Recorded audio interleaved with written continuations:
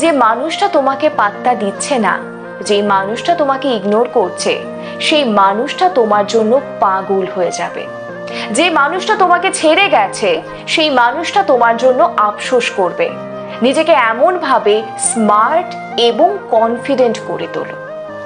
একটা কথা অনেকে হয়তো শুনেছো যে আফটার ব্রেকআপ বয়ফ্রেন্ড বা তার গার্লফ্রেন্ড এত বেশি স্মার্ট হয়ে গেছে, এত সুন্দর হয়ে গেছে যে সে মানুষটা, যেই মানুষটা কিনা তাকে পাত্তা দিত না, যেই মানুষটা তার হাত ছেড়ে দিয়েছে, সেই মানুষটা তার জন্য আফসোস করছে।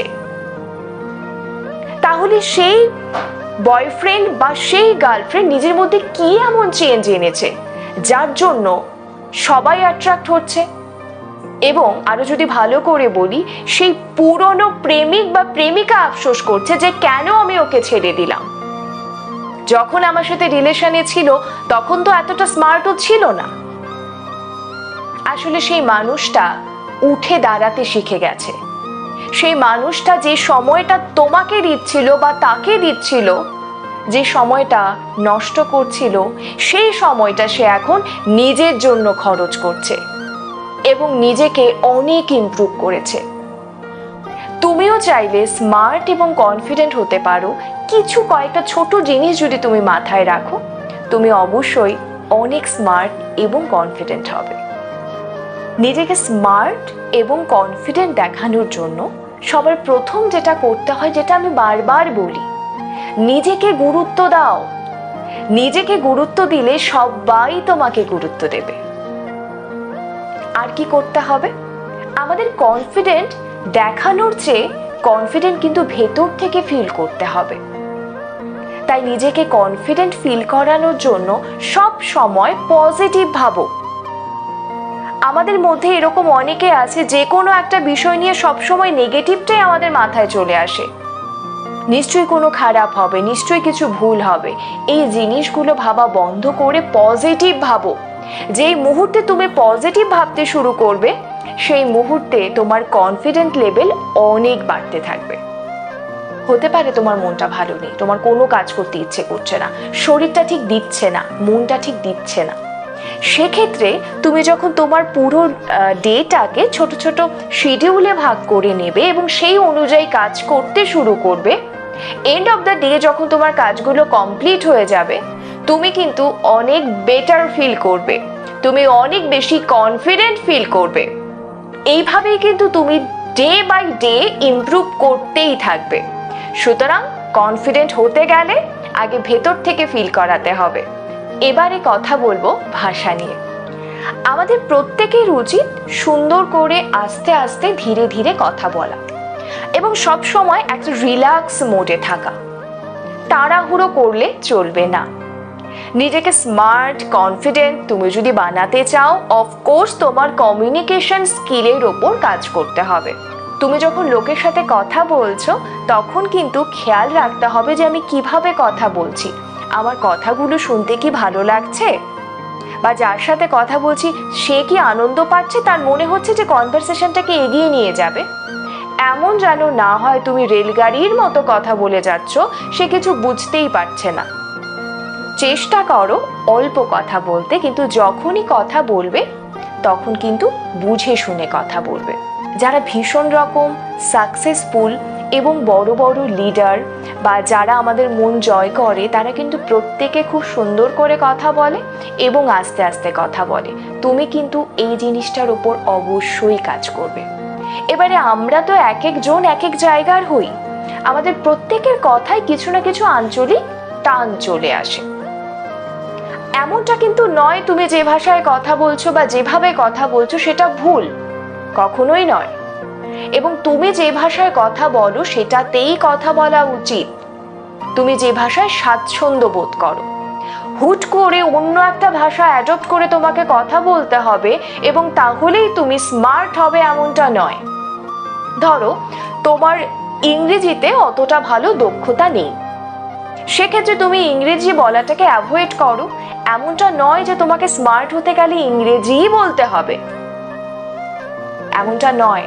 কথা বলার ক্ষেত্রে যেখানে তুমি জানছো যে তুমি একটা ভুল ইংরেজি উচ্চারণ করছো, যেটা শুনতে একেবারেই ভালো লাগে না, তার বদলে তুমি চেষ্টা করো সেই শব্দটাকে বাংলা শব্দ দিয়ে প্রতিস্থাপন করতে। যেমন ধরো আমি বলছি প্লিজ, এই উচ্চারণটা অনেকে ঠিক করে করতে পারে না, আমি সবার কথা বলছি না। সেক্ষেত্রে আমাদের কি করা উচিত? আমরা যদি প্লিজের বদলে আমরা যদি বলি দয়া করে, শুনতে কত ভালো লাগছে। যেই শব্দগুলো বলতে আমাদের অসুবিধে হচ্ছে সেই শব্দগুলো বাংলা শব্দ দিয়ে কিন্তু আমরা প্রতিস্থাপন করতে পারি। এটা কিন্তু খেয়াল করে দেখো, তোমার ওপর হাসার জন্য কিছু লোক কিন্তু থাকে। যখনই তুমি কিছু ভুল করবে সে কিন্তু তোমার উপরে হাসবে। এবং এই যে তুমি কনফিডেন্টের উপরে কাজ করছো, স্মার্ট হতে চাইছো, এটা তো স্বাভাবিক। সেই স্মার্টনেস, সেই কনফিডেন্স জিরো হয়ে যাবে যখন অন্য একজন তোমার উপরে হাসবে। তাই কথা বলার আগে বুঝে কথা বলো। এবারে থার্ড টিপস, এবং ভীষণ ইম্পর্টেন্ট, নিজেকে স্মার্ট এবং কনফিডেন্ট দেখাতে হলে কি করতে হবে? আবারও বলছি, নিজেকে স্মার্ট এবং কনফিডেন্ট দেখাতে গেলে কি করতে হবে? দেখো, কথাটার মধ্যে আমি বলেছি স্মার্ট এবং কনফিডেন্ট দেখাতে হলে, তার মানে স্মার্ট বা কনফিডেন্ট শুধু হলেই হবে না, সেটা কিন্তু দেখাতেই হবে। তার মানে আমাদের খেয়াল রাখতে হবে যে আমরা যখন কোথাও যাচ্ছি কিভাবে নিজেকে প্রেজেন্ট করছি। তুমি কি কাজ করছো কিংবা তুমি কতটা কনফিডেন্ট সেটা কিন্তু মানুষ পরে দেখবে। আগে কি দেখবে? তোমার ওভারঅল, তোমার বডি ল্যাঙ্গুয়েজ, তোমার ড্রেস আপ দেখে তোমার সম্বন্ধে একটা ধারণা করবে। সেক্ষেত্রে তুমি কোথায় যাচ্ছ সেই হিসেবে কিন্তু তোমার ড্রেস আপ করা উচিত। তোমাকে কোনটা ভালো লাগছে সেটার উপর গুরুত্ব দাও, তোমার কোনটা ভালো লাগছে সেটার উপর গুরুত্ব দিও না। ধরো তোমাকে পাঞ্জাবিতে অনেক ভালো লাগে, কিন্তু তুমি টি শার্ট পরতে পছন্দ করো, তুমি কোনো অকেশনে যাচ্ছ, যেহেতু তোমার ভালো লাগে টি শার্ট পরতে, তোমাকে বেশি মানায় পাঞ্জাবিতে, সেটা খেয়াল না করে তুমি কি করছো? যেটা তোমার ভালো লাগে সেটা পরছো। এটা করবে না, যেটাতে তোমাকে বেস্ট লাগে সেটা পরবে। এবং একইভাবে মেয়েদেরকে বলবো, তোমরা যখন ড্রেস আপ করবে, কোথায় যাচ্ছ সেটার উপর কিন্তু বিবেচনা করে ড্রেসটাকে চুজ করবে। দিনের বেলা গেলে এক রকমের ড্রেস বা কালার চুজ করবে, রাতের বেলার দিকে একটু অন্যরকম কালার বা ড্রেস চুজ করবে। এবার হতে পারে তুমি এই ব্যাপারে ততটা তোমার জ্ঞান নেই, সেক্ষেত্রে তোমার খুব কাছের কেউ কিংবা বন্ধু বান্ধব যারা তোমাকে এই বিষয়ে হেল্প করতে পারবে তাদের সাজেশন কিন্তু অবশ্যই নেবে। চেষ্টা করবে নিজেকে ক্লিন রাখতে, চুলগুলোকে সুন্দর করে আঁচড়ে রাখার চেষ্টা করবে, সুন্দর হেয়ারস্টাইল করবে মেয়েরা, এবং কোন হেয়ারস্টাইলে তোমাকে ভালো লাগে সেটা কিন্তু তুমি জানো, সুতরাং সেটা অবশ্যই করবে। এমন উদ্ভট কিছু করবে না যেটা তোমাকে ঠিক ভালো লাগছে না। তুমি যখন সুন্দরভাবে নিজেকে প্রেজেন্ট করতে পারবে তখন দেখবে তোমার কনফিডেন্স লেভেল এমনিই বাড়ছে, এবং যেই মানুষটা তোমাকে নোটিস করতো না সেই মানুষটা নোটিস করবে। তার মানে কিন্তু এটা নয় যে তুমি একটা লাল শার্ট এবং হলুদ প্যান্ট পরে বেরিয়ে গেলে লোক তো নোটিস করবেই না, এমনটা নয়। যাতে তোমাকে দেখে তার একটা ভালো ইমপ্রেশন আসে, ভালো ভাব আসে, সেটাই কিন্তু চেষ্টা করা উচিত। নিজের কনফিডেন্ট লেভেলটাকে বাড়ানোর জন্য তারিফ করা জরুরি। তোমরা কি কখনো খেয়াল করেছো, ছোট ছেলে বা মেয়েরা যখন নতুন কিছু শিখছে সে কিন্তু বারবার তার বাবা মাকে জিজ্ঞেস করে, এটা কেমন হয়েছে, এটা কি ঠিক হয়েছে, এটা কি ভালো হয়েছে? তখন যদি তার বাবা মা একটু প্রশংসা করে বলে, হ্যাঁ এটা তো খুব সুন্দর হয়েছে, দেখবে সে আরো বেশি উৎসাহে সেই কাজটা করছে। ঠিক একইভাবে আমাদেরও কিন্তু প্রশংসার দরকার হয়। তাহলে আমরা কি করব? আমরা নিজের প্রশংসা করব? হ্যাঁ, ঠিক তাই, আমরা নিজেরা নিজেদের প্রশংসা করব। আমরা আয়নার সামনে দাঁড়িয়ে নিজেকে বাহবা দেব, নিজেকে মোটিভেট করব, বলবো হ্যাঁ আমরা পারবো, হ্যাঁ বলবো আমাকে ভালো লাগছে, আমাকে দারুণ লাগছে। নিজেকে প্রশংসা করাটা ভীষণ রকম জরুরি। ট্রাস্ট মি, এটা ম্যাজিকের মতো কাজ করে তোমার কনফিডেন্ট লেভেলটাকে বাড়াতে। যখন তুমি একা থাকবে, আয়নার সামনে দাঁড়িয়ে নিজে প্রশংসা করো, নিজেকে বোঝাও, দেখো এটা ম্যাজিকের মতো কাজ করে। রিলেশনশিপে এমন কিছু মোড় আসে যখন আমাদের মনে হয় যে বোধহয় আমার মধ্যে কোনো খুঁত আছে, তাই হয়তো ও আমার সাথে এমন করছে। নিশ্চয়ই আমার কিছু ভুল আছে। এবং অনেক ক্ষেত্রে দেখা যায় ব্রেকআপের পরে অনেকে তোমরা ভেঙে পড়ো যে আমি কি করে পারবো। সেসব ক্ষেত্রে আমি বলবো তোমরা খুব ভালো মতো জানো তোমাদের খুঁতটা কি। আমরা কিন্তু কেউ পারফেক্ট হই না। তুমি যদি জানো এটা আমার খুঁত, তাহলে সেটার উপর অবশ্যই কাজ করবে এবং নিজের কনফিডেন্টটা এমনি এমনি বাড়বে। যেই কাজগুলো করো না এখন থেকে সেই কাজগুলো করো।